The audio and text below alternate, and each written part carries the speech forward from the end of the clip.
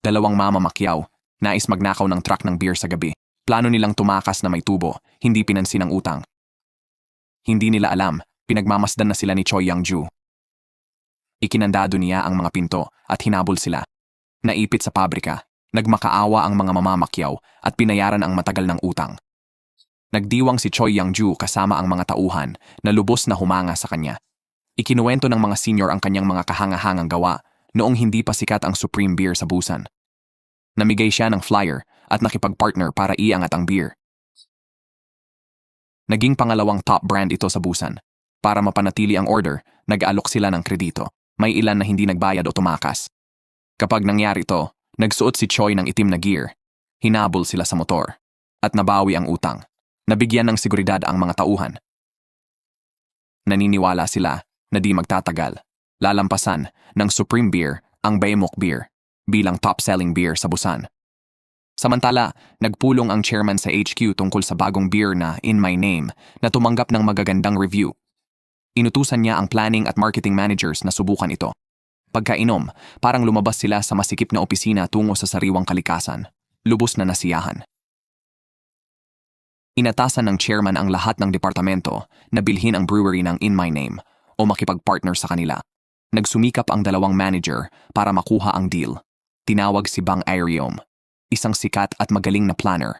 Si Yoon Min-ju, may-ari ng brewery, nagugugol ng araw sa paggawa ng beer. Halos di nagsasalita o gumagalaw. Pinuna siya ng mga babae bago may lalaking may balbas na nagpaypay sa magandang asawa, parehong empleyado. Nang makitang balisa si Ju-an, tinanong ng mga babae kung ayos lang ba siya. Ngunit si Yoon Min-ju, na tumpak sa pagbasa ng damdamin, ay tiniyak na masaya siya. Sa trabaho, nagbiro ang mga lalaki na si Ju-an dahil maganda ay tila dumalo sa libing ng mag-asawa ng mas matanda. Tinakpan ng asawa ang kanyang mga tainga para ipagsanggalang siya sa mga puna. Nasiyahan si Yoon Min-ju sa maluwag na kapaligiran. Kinabukasan, nakatagpo si Yoon Min-ju kay Oh Chan-hui sa brewery na aksidenteng napadpad doon matapos tikman ang In My Name beer sa kalapit na pub at nagustuhan ito kaya nag-alok na magtrabaho kapalit ng beer sa halip na sahod. Nadama ni Yoon Min-jo na si Oh Chan-hui ay mabait gamit ang kanyang natatanging kakayahan. Hiningi niya ang numero ni Oh Chan-hui at sinabing tatawag kung kailangan. Humingi si Chan-hui ng 2 bote ng beer para sa kanyang kaibigan sa Busan. Hindi nagtagal, inihatid ni Oh Chan-hui ang beer kay Choi Yang-ju. Nasubukan na ang maraming beer. Namangha siya sa In My Name at naisip na dapat gumawa nito ang kanilang kumpanya. Hindi alam ni Yoon Min-ju na kinilala pala ng buong industriya ang kanyang beer. Pagkatapos ng trabaho, pinuntahan siya ng isang matandang lalaki at ni Ju-an. Gusto ng matanda na humingi ng bakasyon pero hindi alam paano sabihin. Nahulaan ni Yoon Min-ju na gusto nilang bisitahin ang bayan ni Ju-an. Naramdaman ng matanda na naiintindihan siya ni Yoon Min-ju ng lubos. Sabi ni Yoon Min-ju, masaya si Ju-an buong araw. Ganito lang pag-uuwi. Pinuri ng matanda si Yoon Min-ju bilang pinakamakaunawa kay Ju-an sa nayon. Kaarawan ng biyenan nila at kailangan bumisita pero nag-alala sa trabaho. Pinakalma sila ni Yoon Min-ju at binigyan ng pera para sa biyahe nila. Nagpasalamat ang matanda at si Ju-an at agad nagbigay ng regalo. Nang gabi ring iyon, tinawagan siya ng kapatid para sa kaarawan nito. Nahati ang damdamin ni Yoon Min-jo pero pumayag siya para di biguin ang kapatid. Bago umalis, pinakiusapan niya si Oh Chan-hui na mag-alaga ng bahay at kuting. Si Bang Ahraeum ay dumating para makipag-usap kay Yoon Min-ju pero napagkamalan si Oh Chan-hui. Nagulat siya sa daling naging usapan ng pumayag si Oh Chan-hui sa lahat ng sinabi niya. Nang sabihin ni Oh Chan-hui na tagapag-alaga lang siya, napagtanto ni Bang Ahraeum ang pagkakamali. Sa birthday ng kapatid, pinipilit ng ama na maging chief of staff ito. Tuparin ang hindi niya nakamit. Nagalit si Yoon Min-ju sa ama dahil ipinapataw ang gusto nito sa mga anak. Ipinaalala niya na kahit retired general siya, di na kailangan mag-dwell sa nakaraan. Lalo pang nagalit ang ama at tinawag si Yoon Min-ju na mahina at walang kakayahan. Pagod na si Yoon Min-ju sa mga puna ng ama mula pagkabata tungkol sa kanyang mahinang social skills at kawalan ng kakayahan. Kaya galit na sinabi sa ama na lahat ay naiiba at dapat tanggapin ng magulang ang pagkakaiba ng anak, hindi i-label na baliw. Hindi matiis na masaktan din ang kapatid. Dinala niya ito sa fun fair at doon nakasalubong si Che Youngju. Bigla, nakatanggap ng distress call si Che Youngju at sumugod para lutasin ang issue.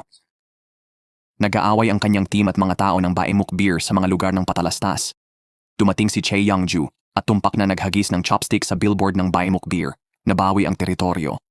Ang issue ay nalutas ng perpekto.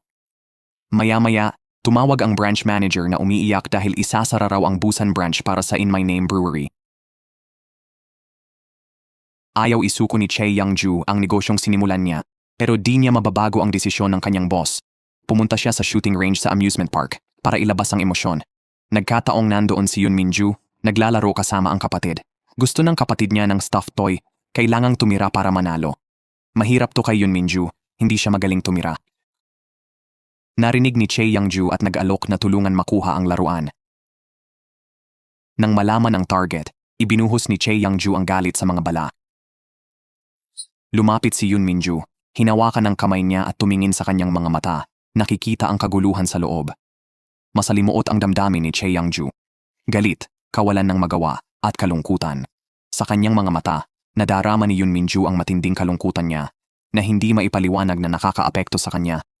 Tinanong niya kung bakit siya nalulungkot. Karaniwang itinatago ni Che Youngju ang kanyang emosyon at hindi ibinabahagi ang problema sa mga estranghero. Kakaiba sa kanya na gustong alamin ng estrangherong ito ang kanyang damdamin. Natanto ni Yun Minju na hindi angkop ang kanyang pag-uugali dahil hindi siya nanghihimasok sa gawain ng iba. Ngunit hindi niya mapigilang magmalasakit dahil alam niyang sumobra siya, mabilis siyang umalis kasama ang kapatid.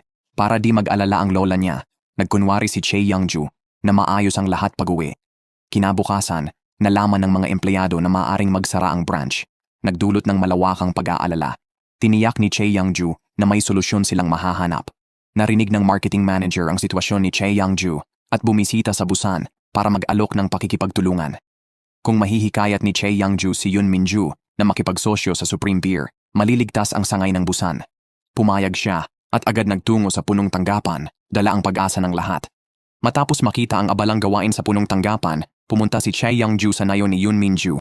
Subalit, hindi siya ang unang dumating. Si Bang Aerium, na dati napagkamalan ang iba bilang Yun Minju, ay naroon na at naghihintay. Sinabi ni Oh Chun-hui kay Bang Aerium na ayaw makipagkita ni Yun Minju at dapat umalis. Determinadong ayusin ang lahat, inanyayahan ni Yun Minju si Bang Aerium na umupo at makipag-usap. Sa tingin pa lang, nakita niya ang pagmamadali nito at napagtanto ang presyon mula sa mga boss. Malinaw niyang sinabing hindi siya makikipagtulungan sa Supreme Beer at pinayuhan si Bang Aerium na sabihin ito sa mga boss. Pagkaalis ni Yun Minju, nagulat si Bang Aerium. Di niya maintindihan paano nahulaan nito ang iniisip niya. Nang utya si Oh Chun-hui sa pagkagulat niya, binalaan niya itong huwag makialam.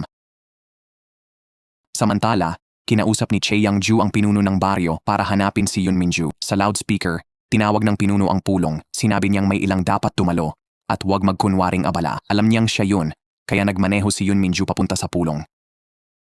Di rin inasahan ni Che Youngju na siya pala ang hinahanap. Mabilis niyang ipinaliwanag ang pakay. Pero sinabi ni Yun Minju na tinanggihan na niya ang taga-Supreme Beer at hiniling kay Che Youngju na huwag magpumilit. Pagkatapos magsalita, umalis siya. Hinabol siya ni Che Youngju nang walang sapatos sa sobrang pagmamadali. Nakita ni Yun Minju ang matinding emosyon sa mga mata ni Che Youngju. Ayaw na niyang maapektuhan, kaya tumalikod siya para umalis. Pero hinabol siya ni Che Youngju, nagpapaliwanag tungkol sa pakikipagtulungan. Hindi nakinig si Yun Minju, pero napansin niyang nakapaa si Che Youngju. Binigyan niya ito ng tsinelas bago umalis, sinabi na nahihirapan siya sa pagmamadali nito. Tuwing nakikita niya si Che Youngju, napapansin niya ang komplikadong damdamin nito. Naaapektuhan siya nito, kaya hindi niya mapigilan ang sariling emosyon. Tahimik siyang nangako na hindi na sila magkikita muli. Pero bigla na lang lumitaw si Che Youngju sa harap niya. Tumayo ito sa tabi ng kotse. Kaya sobrang nairita si Yun Minju. Bumaba siya ng kotse. Sinabing haharangin siya, tapos umalis. Si Che Youngju, di sumuko, pumunta sa brewery ni Yun Minju kasama si Oh Chun-hui. Si Oh Chun-hui, magaling makipag-usap, nakumbinsi dalawang matandang babae tumulong. Binantayan nila ang kwarto ni Yun Minju mula sa ibabang palapag ng gusali. Sabi ng mga babae, Minsan nagsasara ng kurtina si Yoon Minju, parang hayop na nag-hibernate. Kahit may sunog sa labas, hindi siya lalabas.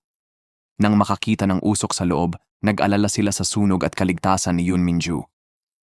Si Chae Young-ju, handa sa sitwasyon, nagrapel sa bintana niya nang bubuksan na ito. Pagkakita sa mga scented candles sa loob, kumalma siya. Nagulat si Yoon Minju. Di makapagsalita ng maayos. Sinabihan siyang bumaba. Sinamantala ni Chae Young-ju, hiningi na alisin ang blockade laban sa kanya. Ligtas siyang lumapag at sumigaw. Umaasang makikipagtulungan si Yoon Minju at poprotektahan siya at ang kanyang brewery. Reklamo ni Yoon Minju, mukhang baliw siya, hindi parang naghihintay. Nag-alala siyang may kakaibang tao na nakasalamuha. Pagkatapos namili ng groceries si Chae Young-ju at nakasalubong si Bang Aerium ng planning team, kumbinsido si Bang Aerium na di papayag si Yoon Minju. Hinimok niya si Chae Young-ju na bumalik para kumbinsihin ang mga manager. Pero si Chae Young-ju, di sumusuko, hinarap ang mga hamon ng buong tapang. Nalaman sa pinuno na abala ang Hopfields at wala ang mag-asawa. Naisip ni Chae Young-ju na magtrabaho doon para mapalapit kay Yoon Minju. Nagpulong si Yoon Minju sa mga tauhan, inutusan ang pinuno at matatanda na huwag papasukin si Chae Young-ju. Ang pinuno ng nayon, atubili pero napilitan dahil sa donasyon ni Yoon Minju, pinigilan si Chae Young-ju sa pasukan ng nayon. Ngunit nang ipakita ni Chae Young-ju ang trunk ng supplements at nangako nito, pinayagan siyang dumaan. Tinawagan niya si Yoon Minju para iulat ang unang paglabag. Bagamat iniisip ni Yoon Minju na mahina ang pinuno, hindi lang siya ang ganoon. Siya rin ang tanging handang magtiwala kay Chae Young-ju. Nagtiwala siya sa dalawang matanda para hikayatin si Chae Young-ju umalis. Kaya patuloy na nag-enjoy si Yoon Minju sa almusal. Naghihintay ng magandang balita. Nakita ni Chae Young-ju ang dalawang matanda sa daan. Nag-isip at nakaisip ng solusyon. Ginamit niya ang taktikang karaniwan niyang ginagamit sa kanyang lola. Hinawakan ni Chae Young-ju ang tiyan at sumigaw na gutom siya. Isang matandang babae ang nag-alala. Sino ba naman ang hindi pa nakakakain at halos tanghali na? Ang isa pang matandang babae ay sumagot. Hayaan siyang magutom. Doon lang siya matututo na delikado ang paglaktaw ng pagkain. Inakala ni Chae Young-ju na nabigo siya, kaya nagpatuloy sa pagkunwari. Hindi na nakatiis ang matatanda at hinayaan siyang sumunod sa loob. Pinasigla ni Chae Young-ju ang sarili. 500 metro na lang mula kay Minju. Habang kumakain, ikinuwento niya ang buhay nila ng kanyang lola. Hindi nila inasahan na si Chae pala ang sumusuporta sa kanyang pamilya. Naluha sila sa awa, pakikiramay, nangangakong susuportahan si Chae Young-ju. Samantala, nalaman ni Yoon Minju na nalabag ang ikalawang depensa. Nawalan ng gana at hinanap si Chae Young-ju, gustong palayasin. Dumating si Yoon Minju sa taniman. Nakita ang matandang babae sa tuktok ng hagdan, namimitas ng prutas. Masyadong mataas, nag-alala sa panganib, hinimok na bumaba agad. Dalawang matanda ang lumapit, tinanong kung sino ang tinatawag niya. Nalito si Yoon Minju. Sino ang nasa hagdan na nakadamit tulad ng matatandang babae? Biglang tumalon si Chae Young-ju mula sa hagdan at humarap sa kanya. Pinigilan ni Yoon Minju si Chae Young-ju. Sinabing walang saysay ang pagpapanggap. Ipinaliwanag ni Chae Young-ju na nanatili siya para sa kontrata, hindi para sa kanya. Tumutulong siya kapag kailangan, ayon sa kanyang prinsipyo. Kahit may pagtutol, patuloy na naggugupit ng damo si Chae Young-ju. Sinubukan ulit ni Yoon Minju na pigilan siya. Pinag-usapan ng dalawang matanda kung paanong naaakit ang magkaiba. Si Chae Young-ju, dating sundalo, ay mas mahusay maggupit ng damo kaysa lalaki. Nagustuhan ng mga matanda si Chae Young-ju at hiniling na manatili siya. Tinawagan ni Yoon Minju si Oh Chan-hui. Di alam na inutos na itong tumanggi. Bigo, naghanap si Yoon Minju ng paraan para paalisin si Chae Young-ju. Napansin ni Chae Young-ju na sensitibo si Yoon Minju sa ingay at haplos.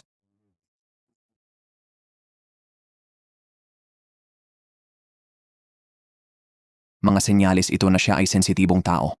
Pinuri ng mga matanda ang sipag ni Chae Young-ju. Matigas pa rin si Yoon Minju. Sa tingin niya ay di mapapahalagahan ang sipag nito. Nilinaw ni Chae Young-ju na di siya naghahanap ng papuri. Gusto lang niyang maibsan ang pasanin ng mga babae. Kumuha siya ng tubig kay Yoon Minju, pero natisod, nakabalik dahil sa lakas. Natuwa siya sa kanyang malakas na pangangatawan. Si Yoon Minju, nababahala sa sigla ni Chai Youngju, nag-lunch ng maaga. Nagreklamo si Chai Youngju sa pagkain sa ilalim ng araw. Dinala siya ng matatanda sa silid may TV, ref, kapit inumin mula sa boss. Naisip ni Chai Youngju na si Yoon Minju ang nag-ayos, humanga sa pamamahala. Kumakain mag-isa, iniisip ni Yoon Minju ang tunay, pero mapagpabaya na si Che. Nagpasya siyang paalisin ito pagkatapos ng tanghalian. Nang hapon, nakita niyang pawisan si Che Youngju at pinuksan ang bentilador. Nais ni Che Youngju ng malamig na Amerikano. Agad ibinigay ni Yoon Minju. Nang humiling ng matamis na tinapay, iniabot din ito ni Yoon Minju sa kanya. Masayang-masaya si Che Youngju. Pinunasan ni Yoon Minju ang cream sa labi niya at inayos ang gusot niyang buhok. Nagtataka si Che Youngju kung paano nahulaan ni Yoon Minju ang kanyang iniisip. Hindi talaga ito hula. Habang nagtatrabaho, pinagmasdan siya ni Yoon Minju at pinakinggan ang mga usapan niya. Kaya't naihanda niya ang eksaktong gusto nito. Pakiramdam ni Che Youngju ay naging malapit na sila, pero may dumating na dalawang babae na nang-asar sa kanila. Bigla, naalala ni Yoon Minju ang pangako. Sinabi niyang hindi siya komportable at gusto niyang umalis si Che Youngju. Hindi alam ni Che Youngju ang gagawin, kaya nagpaalam na lang siya sa lahat. Pero determinado siya. Hindi siya aalis hanggat hindi niya nakukuha si Yoon Minju. Nagbago ng taktika at pumunta sa tindahan ng beer. Bumili siya ng 10 litro ng beer. Natakot ang pinuno ng nayon sa nakita. Tinawag niya si Yoon Minju para humingi ng tulong. Pagdating ni Yoon Minju, narinig niya ang lasing na si Che Youngju na gustong iligtas ang Busan Distributorship. Naisip ni Yoon Minju na masyadong matapang si Che Youngju. Pinoprotektahan ang kumpanya tulad ng bansa, pero nakita niya ito bilang pinsala sa sarili. Ang matinding emosyon ay maaaring humantong sa pinsala sa sarili. Nang tumingin pataas, nakita ni Yoon Minju na nakatulog si Choi Youngju, nakaupo, alerto pa rin kahit tulog. Di maiwan ang lasing, inilagay sa likod ng motor, itinali sa sarili, at dinala pabalik sa bukid ng Hops. Nadama ni Yoon Minju na wala siyang magawa laban kay Choi Youngju at sumuko na. Abala ang buong nayon sa beer festival. Mabilis nagising si Choi Youngju. Masigasig tumulong sa lahat. Pinuri ng lahat ang kakayahan niya at mainit siyang tinanggap na manirahan sa nayon. Namangha si Yoon Minju na mabilis nakabawi ang uminom ng 10,000 na may ng beer. Nag-alala na abalahin siya, nagmadali sa trabaho, pero sumunod si Choi Youngju, iginiit tumulong. Naniwala ang dalawang babae na ang magkaibang ugali nila ay perpektong tugma. Para sila'y magkalapit, pinakuha nila kay Choi Youngju ang isang uri ng dahon sa bundok. Matapos lokohin si Choi Youngju na umakyat sa bundok, sinabi nila kay Yoon Minju na nag-iisa siya roon, posibleng nanganganib sa mga ligaw na baboy. Sa simula'y nag-aatubili, pero nang magdrama ang mga babae tungkol kina Choi Youngju at lola niya, nagmadali si Yoon Minju para hanapin siya. Dumidilim na at patay na ang telepono ni Choi Youngju. Nag-alala siyang mabalian ng paa habang bumababa, kaya nagpasya siyang magtirik ng apoy at manatili sa bundok magdamag. Sa tabi ng apoy, tinanong ni Choi Youngju kung bakit ayaw siyang makita ni Yoon Minju. Ipinaliwanag niyang hindi siya galit o ayaw sa kanya. Ang pagkakakita sa kanya ay nagpaalala sa kanya ng dating sarili. Noong bata pa siya, madalas niyang marinig na sobrang sensitibo siya. Ang kanyang amang militar ay gusto ng anak na lalaking may machismo. Malinaw na ang sensitibong Yoon Minju ay hindi nakatupad sa inaasahan ng kanyang ama. Minsan ay tinanong niya ang kanyang ina kung bakit siya iba sa iba. Sinabi ng kanyang ina na bawat tao ay natatangi. Maging sarili ka lang, sabi niya. Ngunit nang pumanaw ang kanyang ina, sinampal siya ng ama at pinagbawalan mabuhay sa sariling mundo. Kaya, tuwing nakikita niya si Choi Youngju, para siyang nakakakita ng dating walang kayang sarili. Hinawakan ni Choi Youngju ang kamay niya, masaya na ngayon ay lubos na siyang magiging sarili. Nagkwento si Yoon Minju tungkol sa taong nagligtas sa kanya 6 na taon ang nakalipas. Wala siyang maalala tungkol sa taong iyon. Maliban sa isang bagay na sinabi nito, ano man ang mangyari, protektahan muna ang sarili. Ganyan mo irerespeto ang sarili mo. Ngayon, sinisikap niyang mamuhay ayon sa mga salitang iyon. Kumpara kay Yoon Minju, mas malala ang sitwasyon ni Choi Youngju. Hindi niya mapigilan ang pag-iyak. Nadama ni Yoon Minju ang kanyang emosyon, kaya hinayaan siyang sumandal sa balikat niya. Ang dating tense na Choi Youngju ay nakatulog ng mahimbing. Kinabukasan, bumaba sila sa bundok at nakitang tahimik ang nayon, tila walang tao. Lumabas na si Bang Eryum, na umayaw sa misyon, ay pinapagalitan ng planning manager. Napilitan siyang gumamit ng anumang paraan para pumayag si Yoon Minju sa kolaborasyon. Desperado, nagpatawag si Bang Irium ng pulong, sinasabing pagkakataon ito para yumaman lahat. Makipagtulungan sa Supreme Beer at siguradong bebenta ang beer, pangako niya. Nagsinungaling si Bang Irium, sinabing nandoon si Choi Youngju para anyayahan si Yun Minju. Kung umalis si Yun Minju, mawawala ang kanilang industriya ng beer. Ang mga galit na taga na yon ay pinalibutan si Choi Youngju. Hinila nila si Yun Minju para ilayo siya kay Choi Youngju. Si Yun Minju, nasasaktan sa di makatarungang pagtrato, tumayo sa harap ni Choi Youngju. Si Choi Youngju, nalilito sa biglaang pagkamuhi ng mga taga na yon. Gustong malaman ang dahilan. Inihayag ng mga taga-baryo na ipinaalam ni Bang Irium ang tunay niyang layunin. Nang lumapit si Bang Irium, nagsumamo si Choi Youngju na magpaliwanag, ngunit ang mga tao'y hindi nakinig. Kumbinsidong siya'y mandaraya, magulo ang eksena. Sinisi ni Yun Minju sina Choi Youngju at Bang Irium sa gulo ng Supreme Beer. Hiniling na umalis sila agad. Nagulat si Choi Youngju sa pagbabago ni Yun Minju. Mula sa pagiging mabait hanggang sa pagsaway, binulabog ng pinuno ng baryo ng asin si Choi Youngju. At muling nabigo ang kasunduan. Galit na galit. Sasapakin sana ni Choi Youngju ang sarili nang biglang dumating si Yun Minju at pinigilan siya. Dahan-dahan niyang pinunasan ng asin sa mga mata nito. Pinaalalahanan na itigil ang pagsakit sa sarili kapag nalulungkot. Umatras si Choi Youngju.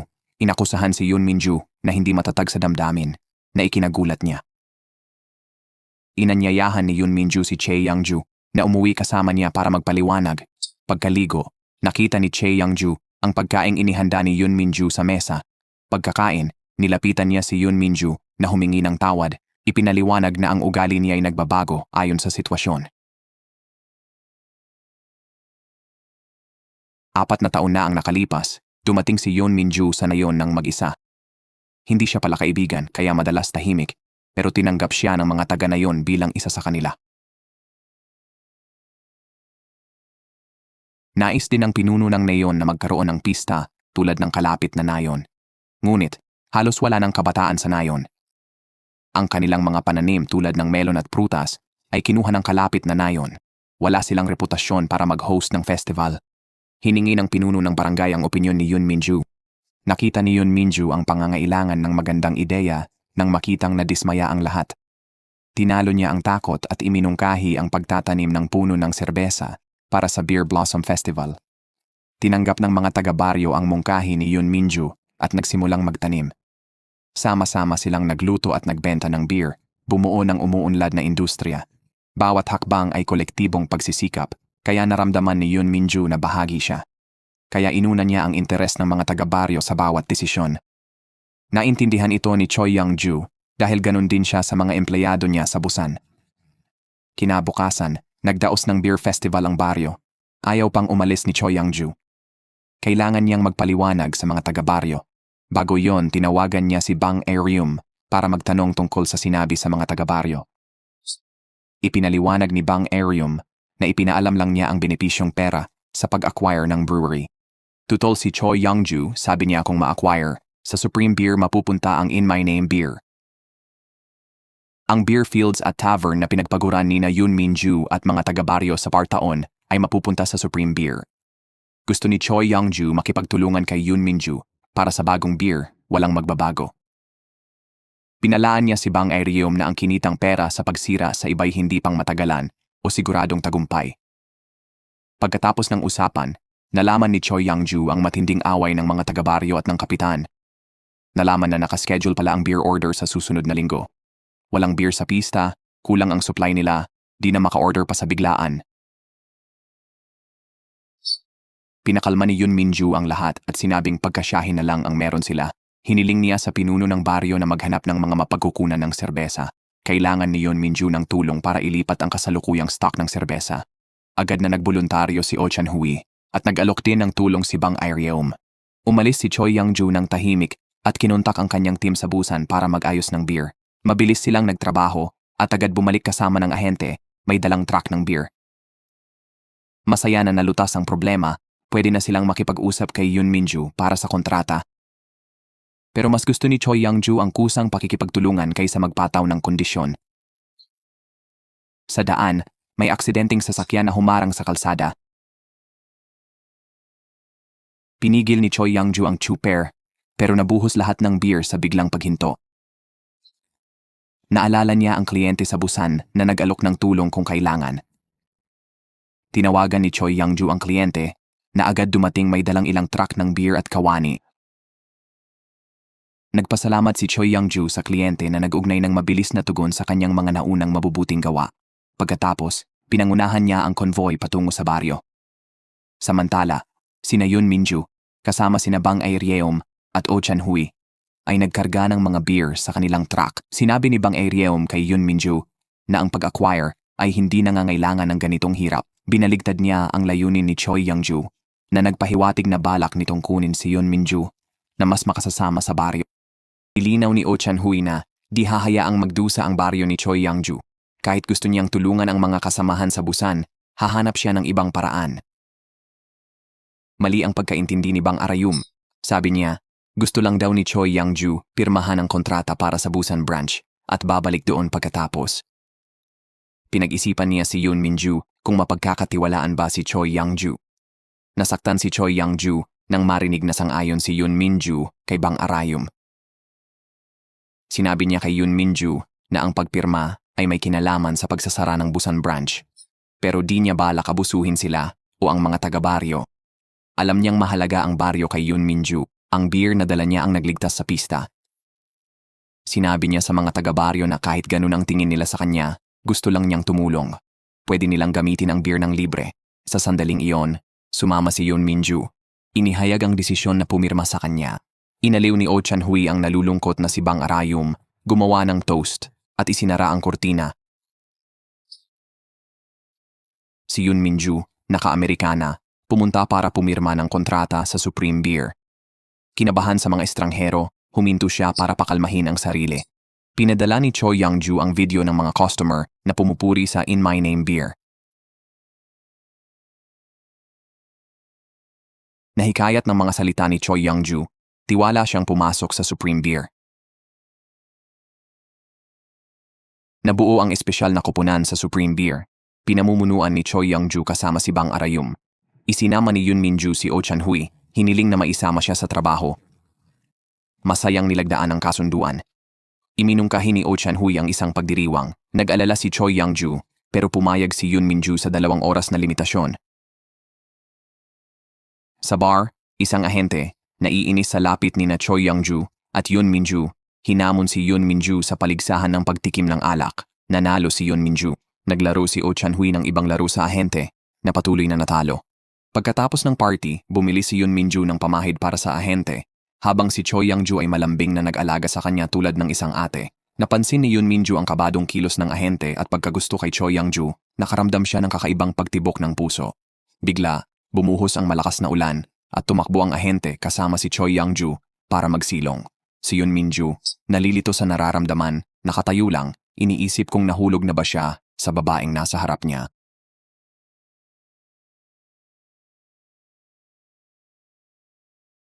Napansin ni Choi Young-ju na hawak ni Yoon Min-ju ang dibdib at tinanong kung masama ang pakiramdam niya. Sinabi ni Yoon Min-ju na mabilis ang tibok ng puso niya at bilang sensitibong tao, madali niyang nararamdaman ang emosyon ng iba. Pinakiusapan niya sina Choi Young-ju at kinatawan na umalis. Sinasabing mawawala ang sintomas niya kapag wala na sila. Nagtataka si Choi Young-ju at ang kinatawan, hinala na baka lasing siya. Hinimok sila ni Yoon Min-ju na umalis muli. Habang naglalakad palayo, hinawakan ang dibdib. Nainis sa kinatawan. Kinabukasan, kumukuha ng litrato si Yoon Min-ju sa Hopsfield. 2 matanda nag-pose, pero tumanggi si Yoon Min-ju. Hindi siya kumuha ng larawan ng tao, bagay lang na hindi nagbabago. Ang ina, photographer din, kumuha lang ng tanawin hindi tao. Papuntang Hopsfield, nag-research si Choi Young-ju tungkol kay Yoon Min-ju. Nalaman na nahihirapang makilala kung sarili o ibang emosyon. Malinaw maramdaman ang emosyon ng iba, pero nauubos ang sariling lakas. Nakita ni Choi Young-ju sila, inanyayahan sa tanghalian. Masigasig tinulungan ng kinatawan si Choi Young-ju. Pinagmasdan ni Yoon Min-ju sila, hindi mapigilan ang tibok ng puso. Hindi niya ito kayang tiisin. Nang kumuha ng tubig ang kinatawan, agad sumunod si Yoon Min-ju at hinimok siyang umamin kay Choi Young-ju. Tumawa ang kinatawan, Nilinaw na paghangalang ang nararamdaman niya kay Choi Young-ju, tulad ng fan sa idol. Nag-organisa si Choi Young-ju ng pulong para sa pagbisita sa mga sikat na breweries para sa market survey. Sabi ni Bang Airiom, bilhin na lang ang beer kaysa mag-aksaya ng oras sa pananaliksik. Naisip din ni Oh Chan-hoy na sayang lang ang oras. Si Choi Young-ju, determinado, sinabi sa kanila ang kahilingan ng chairman na gumawa ng bagong beer. Ayaw niya ng madali ang solusyon sa merkado, kaya magre-research muna bago bigyan si Yoon Min-ju ng 6 na buwan para sa pag-develop. Pagkatapos, humingi si Choi Young-ju ng tulong sa staff para makahanap ng tirahan, pero sinabi nilang hindi nila trabaho yon. Nakita ni Yoon Min-ju na nalungkot si Choi Young-ju kaya sinundan niya para aliwin ito. Sa pag-alala sa nabasa, iginiit ni Choi Young-ju na ayos siya. Alam niyang nakakaubos ng lakas ni Yoon Min-ju ang pag-alo sa iba. Nag-alinlangan siyang umalis, tinanong kung nagkukunwari lang si Choi Young-ju para hindi siya maimpluwensyahan. Sasabihin na sana niya ang pag-aalala sa damdamin nito nang biglang dumating ang kinatawan at naputol siya. Pinanood ni Yoon Min-ju sina Choi Young-ju at kinatawan na masayang nag-uusap at umalis na nalulungkot. Sa Hopsfield, nagreklamo siya na hindi man lang binati ni Choi Young-ju ang matatandang babae bago umalis. Nang makitang balisa si Yoon Min-ju, agad tumawag ang isang babae para pigilan si Choi Young-ju. Bumili ng tubig, sina Choi Young-ju at kinatawan sa tindahan. Pero sabi ng kahera sira ang cash register, walang panukle. Hindi alintana ni Choi Young-ju dahil madalas sila rito para sa mga pulong at hindi issue ang walang sukle.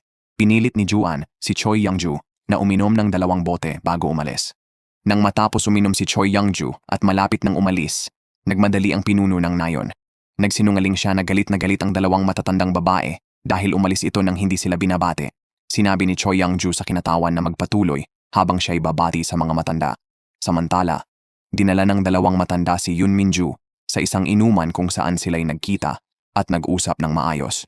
Hindi binigo ni na Yoon Min-ju at Choi Young-ju ang mga tao. Magkasama silang naupo, uminom at nagkwentuhan. Ibinahagi ni Choi Young-ju ang kanyang mga suliranin. Tumira siya sa lola niya matapos mamatay ang mga magulang noong estudyante pa. Tinawag na ulila ng mga kaklase at nagiganti sa mga nanglait sa kanya. Hindi siya nagpapatalo at sanay na lumaban sa nang-aapi para di magpakitang malungkot.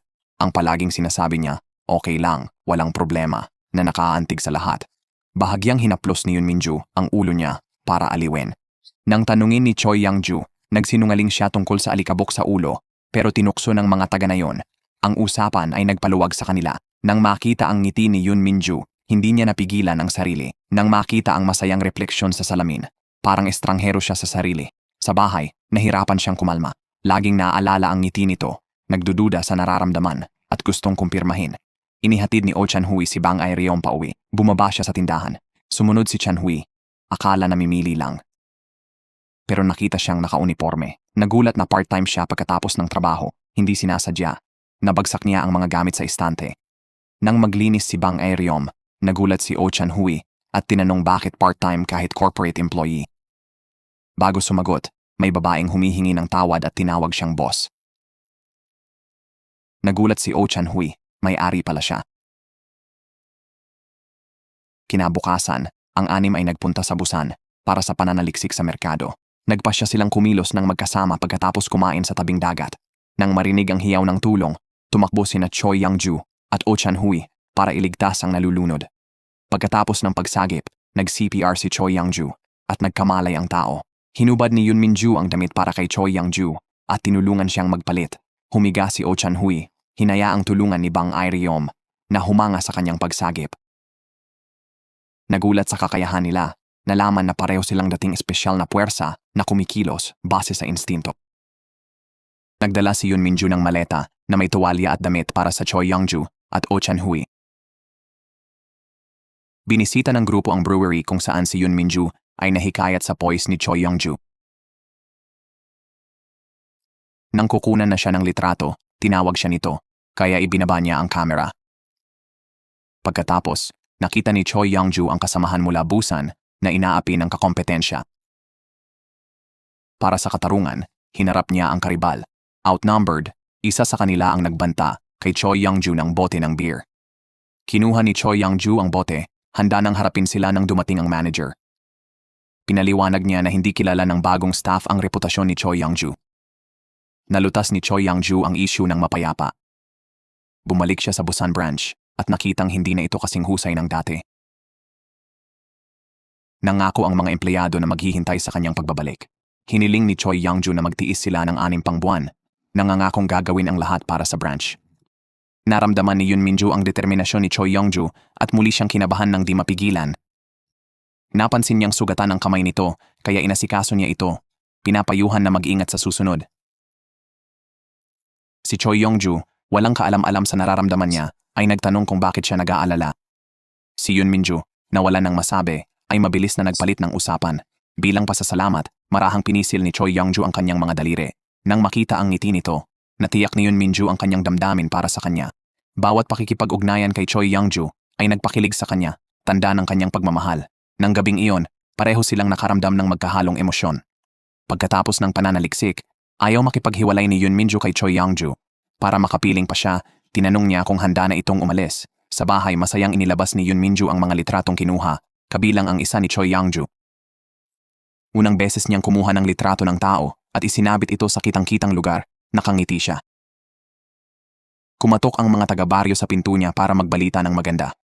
Nang wala siya, maraming distributor ang umorder, kaya naging sikat ang kanilang beer. Papunta na sila sa pagiging malaking negosyo. Nag-alala si Yoon Min-ju na baka hindi nila matupad ang mga order ng beer sa oras. Mabuti na lang, pumayag ang Supreme Beer na iakma ang kanyang schedule. Basta't maganda ang plano, hindi ito makakaapekto sa kanilang sariling paggawa ng beer. Nag-alala ang pinuno ng baryo na baka hindi madaling makipagtulungan ang Supreme Beer. Nagtiwala sina Yoon Min-ju at dalawang matanda kay Choi Yang-ju na tutuparin ang pangako. Ngunit gaya ng hinula ng pinuno, nagpulong ang Supreme Beer. Naglunsad ang mga kalaban ng kampanya laban sa lahat ng produkto ng Supreme Beer. Nagpasya ang chairman na bilisan ang pag-release ng bagong beer, dapat ma-release sa loob ng 3 buwan. Natanto ni Bang Arim ang kanyang pagkakamali nang tinanong siya ng pinuno ng planning team kung gaano katagal ang launch, at tapat niyang sinabi, 6 na buwan. Ayaw matalo sa marketing team, inutusan niya si Bang Arim na iulat bawat desisyon ni Choi Yang-ju, kaya pinasali siya sa team ni Choi Yang-ju. Naisip ni Choi Yang-ju na masyadong maikli ang 3 buwan at malaki ang epekto nito sa orihinal na gawa ni Yoon Min-ju. Gayunpaman, tumanggi ang chairman na baguhin ang desisyon. Ang leader ng marketing team, gustong manalo, pumayag para kay Choi Yang-ju. Sinasabing kaya niyang kumbinsihin si Yoon Min-ju. Pagkatapos ng meeting, kinonfrontang ni Choi Yang-ju ang leader ng marketing team. Sinasabing masisira ang tiwala ni Yoon Min-ju at kulang ang 3 buwan. Naisip ng leader ng marketing team na dahil napirmahan na ang kontrata, kailangan sumunod ni Yoon Min-ju. Tinakot ng leader ng marketing team si Choi Yang-ju na isasara ang Busan branch kung di siya agad makakagawa ng bagong beer. Nang malaman ng mga taga-baryo, galit na galit sila at inakusahan si Choi Yang-ju na nag-traidor sa kanila. Humingi sila ng paliwanag sa kanya. Agad sinubukan ni Yoon Min-ju na tawagan si Choi Yang-ju pero di ito sumagot. Para sa mga taga-baryo, ang kanyang pananahimik ay tanda ng pagkakasala at di kayang harapin sila. Nang malaman ni Oh Chan-hui ang sitwasyon, sinabi niya kay Choi Yang-ju na alam na ni Yoon Min-ju ang bagong produkto, kaya nagmadali si Choi Yang-ju na ipaliwanag ang lahat kay Yoon Min-ju. Habang nasa daan, tumawag ang mga kasamahan niya sa Busan branch, sabik sa kanyang pagbabalik. Nalungkot si Choi Yang-ju dahil wala siyang magawa kundi sundin ang utos ng boss niya kahit labag sa loob. Tanging paumanhin lang ang maibigay niya kay Yoon Min-ju. Matapos patahimikin ang mga taga na yon, lumabas si Yoon Min-ju at sinalubong si Choi Yang-ju na paulit-ulit na humihingi ng tawad. Ayaw ni Yoon Min-ju na pagdiskitahan si Choi Yang-ju ng mga taga na yon, kaya't mabilis niya itong isinakay sa kotse at pinaalis agad. Para makatipid ng oras, nag-overtime si Yoon Min-ju sa brewery. Alam niyang nasa ilalim ng matinding pressure si Choi Yang-ju at naiintindihan niya ang pagsisisi nito. Ang pinakamabuti niyang magagawa ay tapusin ang mga gawain ng mabilis para mabawasan ang pasanin nito. Dahil sa matinding guilt, umuwi si Choi Yang-ju at uminom. Napansin niya na ang team lang ang may alam ng 6 na buwang timeline, pero binanggit ito ng chairman, may taksil sa grupo.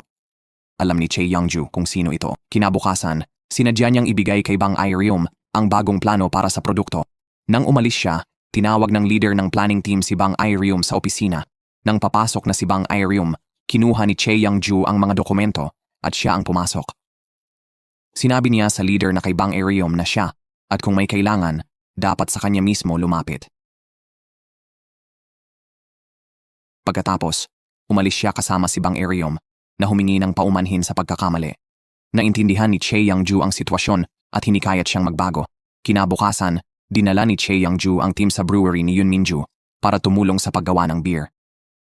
Napansin ni Yun Minju ang sipag ng team at hinangaan ang pamumuno ni Che Youngju.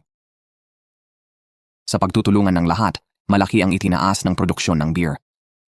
2 matanda ang nagluto ng hapunan para sa lahat at masaya ang kapaligiran. Ngunit, tahimik na umalis si Bang Eryum sa hapagkainan. Sumunod si Oh Chan-hui para aliwin siya. Inamin ni Bang Eryum na bilang baguhan, nagsikap siya araw-araw at nasiyahan sa papuri sa kanyang ganda, gamit ito para sa kumpiyansa. Ngunit nang makilala si Chai Youngju, na nagpahalaga sa kakayahan at ugali kaysa anyo, nakaramdam siya ng inggit at galit, nalito sa sariling damdamin. Pinatibay ni Oh Chan-hui ang loob niya. Kinikilala ang ganda at sinabi na ang kanyang pagkalito ay nagpapakita ng mabuting puso. Medyo nailang si Bang Eryum sa papuri at nahiya. Ipinakita ni Yun Minju kay Che Youngju ang kanyang silid. Negosyoso si Che Youngju sa paligid. Nang makita ang sariling litrato, napasabi siya kung gaano kabait si Yun Minju na kumuha ng larawan para sa kanya. Ngumiti si Yun Minju, tumingin sa mga mata ni Che Youngju at sinabing, "Pumasok ka sa lugar na walang ibang nakapasok." Kumabog ang puso ni Che Youngju. Para itago ang kanyang pagkataranta, hiningi niya kay Yun Minju ang litrato. Nakatayo sa likod niya, sinabi ni Yun Minju na gusto niya talaga ito, pero ang litrato ang gusto niya. Tumawa si Che Youngju para itago ang hiya, at nakahinga rin ng maluwag si Yun Minju. Kinabukasan, pinaalis nila sina Bang Eryum at Oh Chan-hui. Sinabi ni Che Youngju na may lakad siya sa busan at kailangang umalis ng maaga. Si Yun Minju ay babalik din sa busan para makita ang kanyang kapatid. Bago maghiwalay, nag-alok si Yun Minju ng high five tulad ng ginawa niya kina Oh Chan-hui at Bang Eryum. Inabot ni Che Youngju ang kamay, pero hinawakan ito ni Yun Minju at nagpasalamat. Kinakabahan na umalis si Che Youngju, pumunta si Yun Minju sa bahay ng ama. Sinabi ng madrasta na may darating na bisita ang ama. Naiinis, sana'y dumating na lang siya sa ibang araw si Yun Minju. Sabi ng madrasta, kailangan siya roon. Ang bisita raw ay nagligtas sa kanya 6 na taon na ang nakalipas. Nalaman ni Yun Minju na alam pala ng ama kung sino ito at nakikipag-ugnayan pa sa kanila. Sabi ng kanyang madrasta, ito ang unang pagbisita ng lifesaver sa kanila at ngayon lang nila ito nakilala.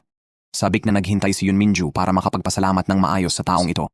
Ngunit nagulat siya nang makitang si Che Youngju pala ang kasunod ng kanyang ama papasok.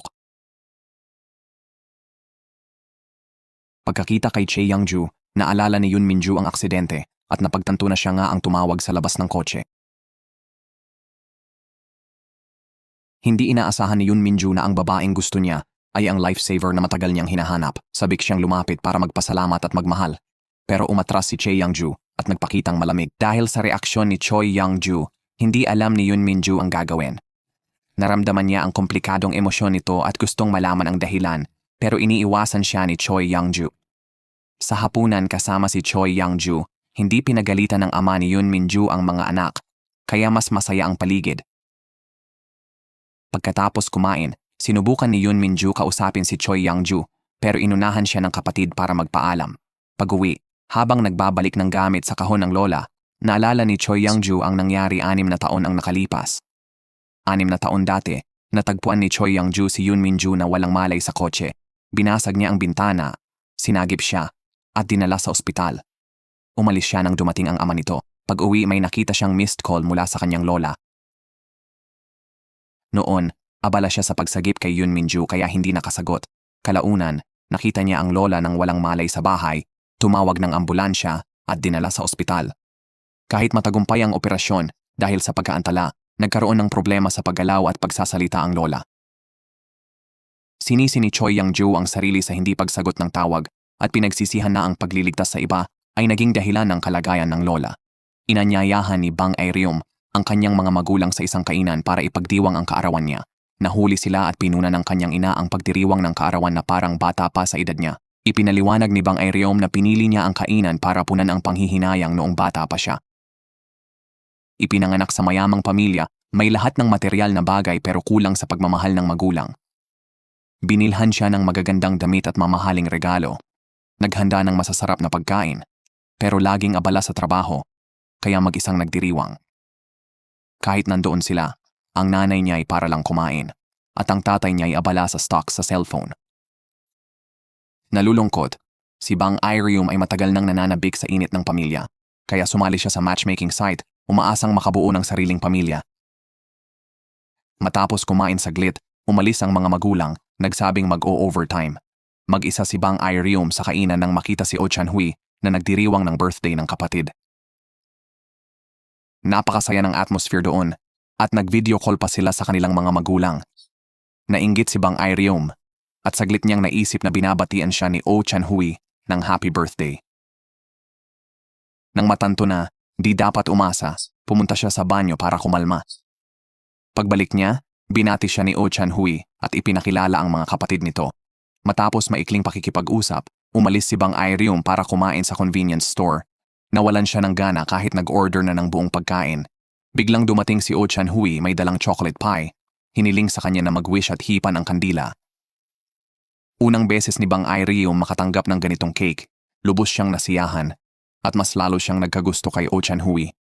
Kinabukasan, bumisita si Choi Young-ju at mga kaibigan sa isang brewery para tikman ang kanilang mga sample ng beer.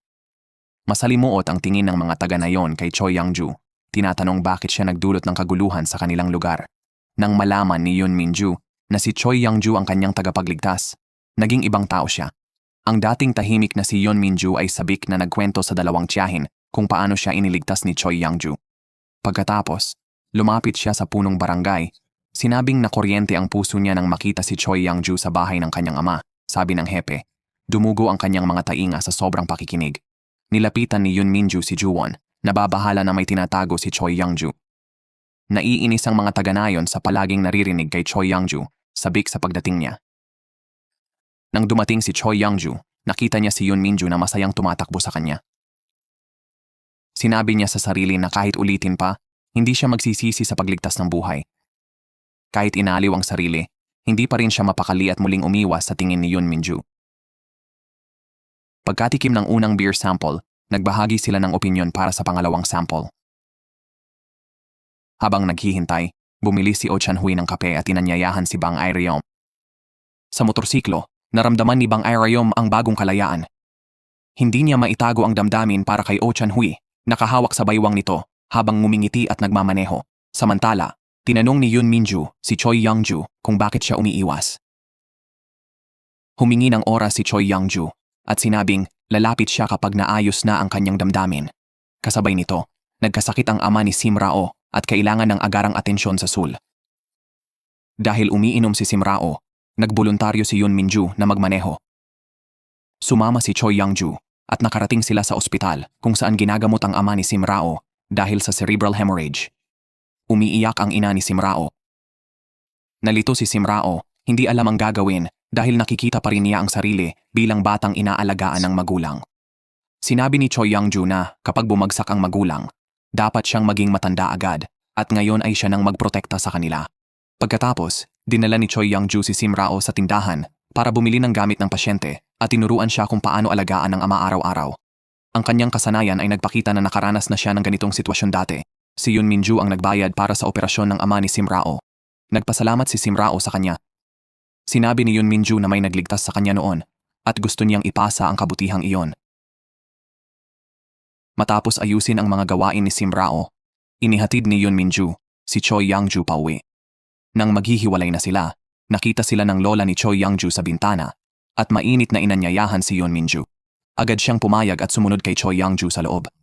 Inanyayahan ng lola si Yoon Min-ju na kumain at tinulungan niya si Choi Young-ju magluto. Nang makita silang abala sa kusina, napanatag ang loob ng lola. Sa loob ng maraming taon, nag-iisa si Choi Young-ju. Ngayon, may kasama na siya na nagbigay aliw sa kanya. Pagkatapos kumain, nanood ng TV ang tatlo sa sofa. Hindi namamalayang nakatulog si Choi Young-ju. Marahang nilagyan ni Yoon Min-ju ng una ng ulo niya at pinahiga sa kanyang kandungan na ikinabilib ng lola. Ipinagtapat ni Yoon Min-ju sa lola na gusto niya ng husto si Choi Young-ju. Pagkatapos, pinahiga niya si Choi Young-ju sa kama. Ipinakita ng lola kay Yoon Min-ju ang kahon at tinalakay ang mga libangan ni Choi Young-ju na kanyang tinalikuran. Nalaman ni Yoon Min-ju na naantala si Choi Young-ju sa paghingi ng tulong noon para sa kanya. Naunawaan niya ang salungat na damdamin ni Choi Young-ju at sinisi ang sarili sa hirap nito. Pagkagising, may nakita siyang sulat mula kay Yoon Min-ju na nagsasabing kasalanan niya lahat. Nang malaman niyang alam na ni Yoon Min-ju ang totoo, nagpunta siya para magpaliwanag. Pagdating sa baryo, nabalitaan niya ang pagguho ng lupa sa bundok na may nakulong na bata. Naghahanap ang mga bumbero. Di makita si Yun Minju. Akala niya ito ang nakulong kaya dali-daling umakyat sa bundok. Mabuti na lang, ligtas si Yun Minju sa camping site. Pinagalitan siya ni Choi Youngju sa pag-iwan ng sulat, di raw pinagsisihan ang pagligtas sa kanya. Kahit ulitin daw, ililigtas pa rin niya ito, nang walang pag-aalinlangan. Si Yun Minju ang unang nagtanong kung okay siya. Di niya kayang mawala ito. Naantig, niyakap siya ni Yun Minju, at hinalikan ng madamdamin, nagpapakita ng pag-ibig.